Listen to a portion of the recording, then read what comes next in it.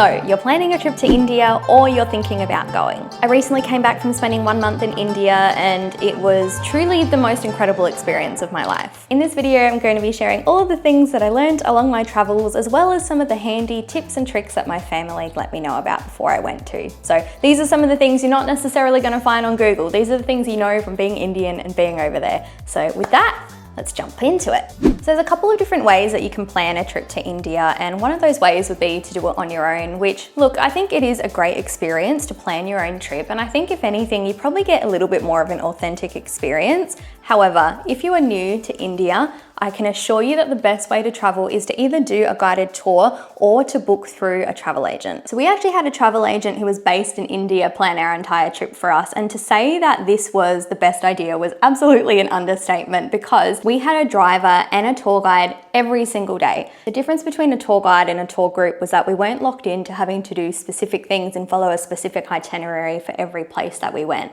The benefit was that they obviously knew where to take us and the sites and the things you should see when you were in each city, but the other side of it is that if you didn't want to do those things, you could just say, hey, I'm looking to go and shop for this, or we want to eat this type of food, and they would take you right there. Something that I found being in India is that it's not like other countries where you would be walking everywhere all day, every day. Things aren't necessarily situated close to each other unless you're kind of walking through the old town. So having a driver was truly invaluable because we could just message them at any time. They'd come pick us up, take us wherever we wanted to go. Something I will say with the local guides is because they all know each other, you might find that they will suggest particular restaurants or take you to specific stores where often they'll get a little bit of a commission, or they might get a free lunch there. And honestly, it is harmless, but if they do take you somewhere and you feel like the prices aren't quite right, then just feel free to say you want to go somewhere else, or like they're totally fine to take you other places. The other thing I'll say is when you're planning your trip, especially if it's your first time to India, it's probably easy to get caught up in just doing the Golden Triangle. Why did I have to do that? If you haven't heard of it, the Golden Triangle is the main tourist loop around India. It's where you can go and see the Taj Mahal and all of the pretty touristy things in India, and there is so much more than just the Golden Triangle. The north and the south parts of India feel like completely different countries. They have different food, different music, different culture. So if you're going to go to India, please make sure you go see both. And do a little bit of research, because it's easy just to stick with the big name towns, but I'm telling you, you will have the most beautiful, authentic experiences if you venture out a little bit and go somewhere a little bit different. When is the best time to go to India? So we traveled over Christmas. So we started in mid-December, came back in mid-January, and my family have told me for years that this is the best time to go because it is their winter. And so if you're up north, it's actually going to be a little bit colder. We experience about 19 to 20 degrees most days. And when you're in the south, it is still quite hot. So we were experiencing 30, 31 degree days. But if you go to India in this summer, you're going to be struggling with 40+ degree heat. So try and find the time of year that's going to suit you best. Basically, the general consensus is if you can avoid Indian summer, do it. Before you go to India, you do need to get a tourist visa. And if you are Australian, you can go in person and do this at the consulate, but it's so much easier doing it online. I'll leave the genuine tourist visa link in the description below, because when you're Googling it, it's a little bit hard to know which sites are genuine and which ones aren't. What I will say is that the process is fairly straightforward, but the application process is long and there's some questions that seem a little odd. It's a little bit convoluted, but for the most part, you can get through it and then you get your visa within 48 hours. As a part of the visa, you do need to have a passport photo that you upload and include in the application. However, it does have some pretty strict guidelines. We ended up going to the post office just so that way the photo was taken and we knew that it met everything it needed to. However, if you do this, it's very important that you tell them it's for an Indian visa, because the sizing of the photo for Indian visas is a little bit different to your standard passport photo. When you do get to India, make sure you have printed versions of those visas because they'll want to see it when you're going through security. Currency used in India is the Indian rupee. And if you are Australian, the easy way for us to remember is that roughly $1 Australian is equal to 50 rupees. So obviously it depends on the exchange rate, but that was an easy way for us to work out how much money we were spending. The cost of stuff over there is just unreal to see. So my husband got sick at one point and we had to go and get him some antibiotics from the pharmacy. And so for a whole pack of antibiotics, it was $1.50.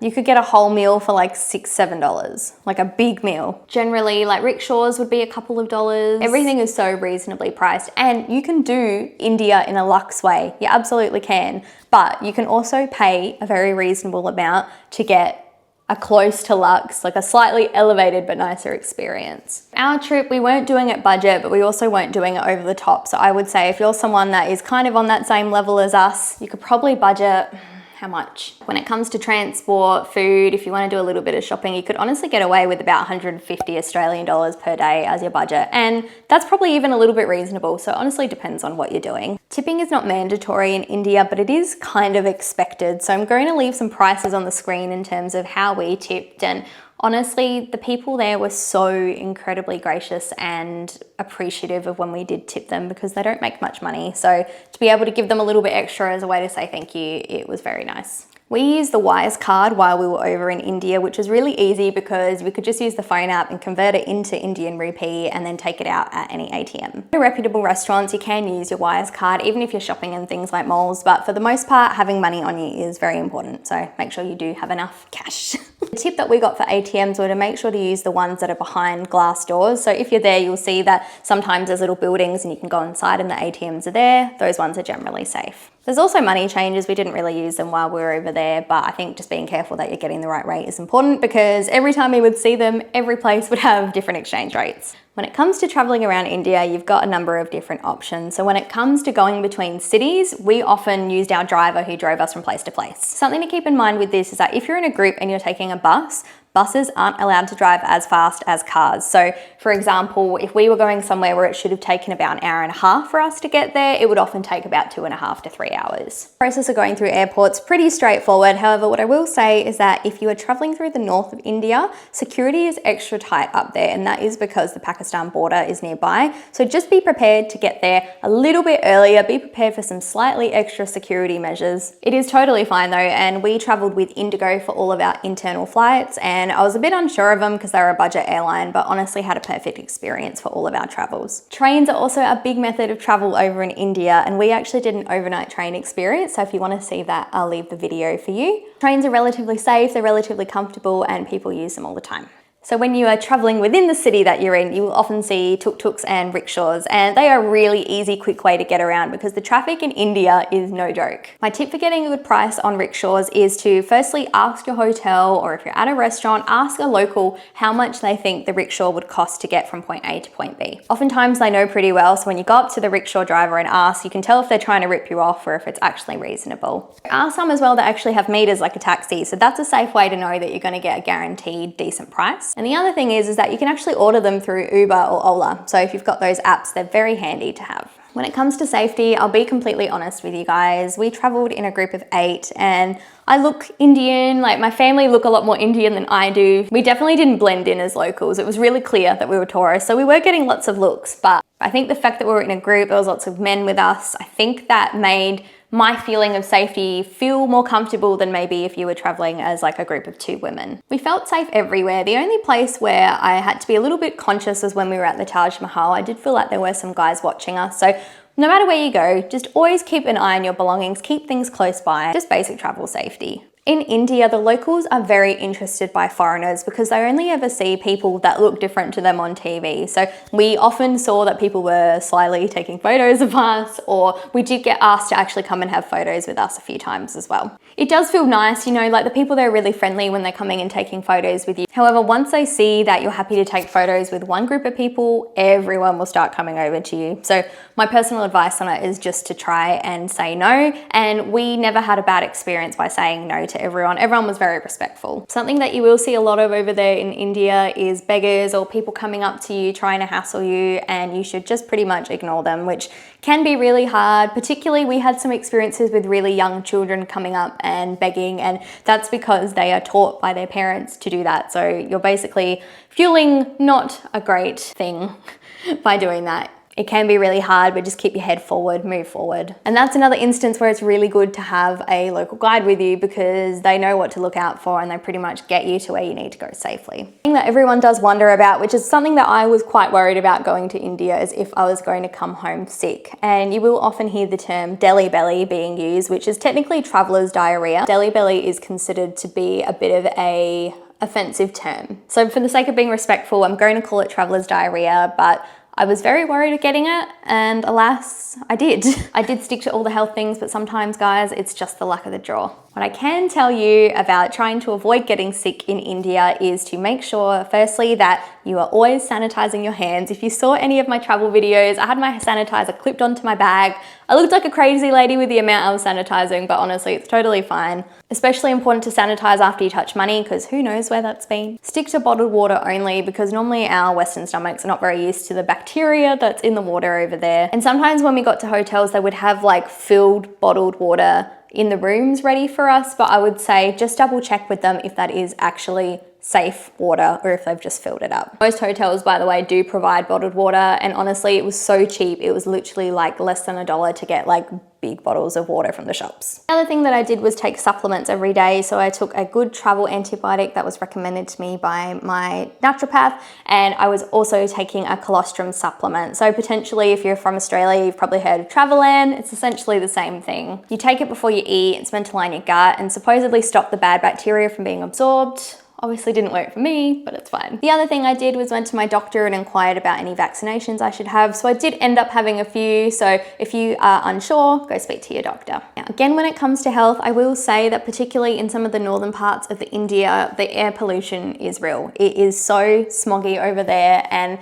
I was all right. I don't have any pre-existing health conditions, but if you are someone that has something like asthma, then make sure you bring some masks with you because it is pretty full on. So what should you bring with you on your trip? Indian PowerPoints have the 2 round prongs in them. I will leave a photo on the screen here. But what I will say is that sometimes we went to places where they were the thin prongs, and sometimes we went to places where they were thicker. So just making sure that you've got both of those on hand is probably not a bad idea. As I said earlier, hand sanitizer, wipes, anything you can have on hand to keep yourself clean. And on keeping yourself clean, it is very random, but I carry toilet paper with me everywhere because as a woman, often the toilets do not have toilet paper. All of the toilets have bidets, and often that's how people clean themselves. But if you're a Westerner, make sure you've got it on you. I had a roll of toilet paper that I kept in my suitcase, and then I basically just had like a little foldable pouch thing, and I kept some little sheets in there. If you're going up north, as I said, it's going to be cold, so we ended up having a thin puffer jacket, which is really good. When it comes to clothes, India is a fairly modest country, and particularly if you're visiting places like temples, it is important that you are dressed appropriately. You can definitely buy headscarves and coverings over there, but to make it easier, I always had a scarf on me at all times, so that way in case I needed to pop it on, I could, and I kept some bobby pins in my bag. It's good to keep your shoulders covered where you can, so whether it's with your top or if you've got a little scarf or a shawl, and considering the length of your bottoms as well. So generally I tried to have pants or a long skirt. To be clear, it's not a bad thing to be wearing like a tank top and shorts, but it just depends on where you're going. Something that is a non-negotiable in my opinion is bug spray, because you would not believe all of the mozzies that are out in India, particularly if you go south and you're anywhere where the climate's a little bit wetter or you're in the rainforest,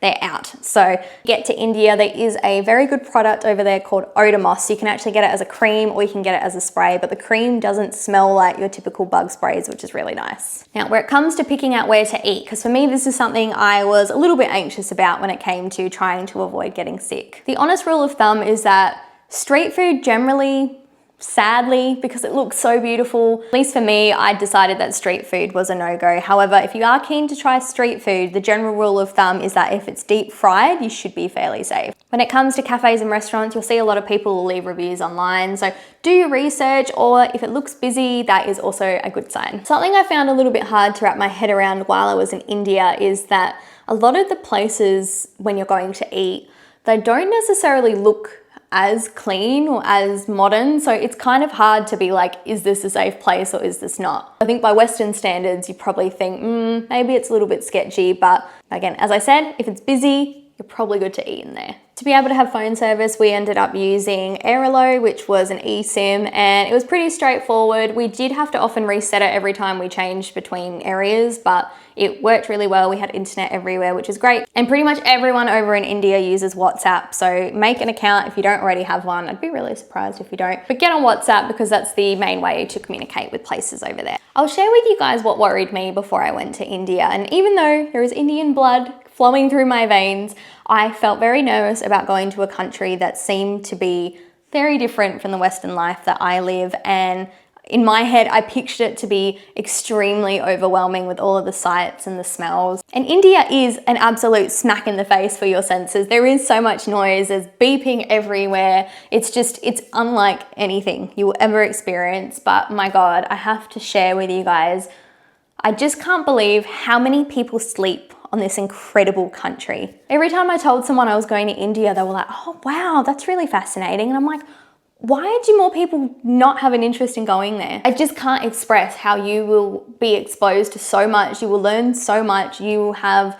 the most incredible time. You will eat the most beautiful food. Like, it's just the best place. It's just truly a different way of life. And we laugh because they often work on, well, they don't work on, but something that we joked about was this thing called Indian Standard Time, which basically is just that the life over there is different. Although it's busy and hustle and bustle, like everyone just kind of does things at their own time. Everyone is so kind, so chilled, so beautiful. I honestly couldn't rave about it enough. I've got somewhere to be and I'm running late, so I hope I did cover what you wanted to know about India. However, if you do have a question that is unanswered, leave it in the comments below. I will definitely get to it where I can.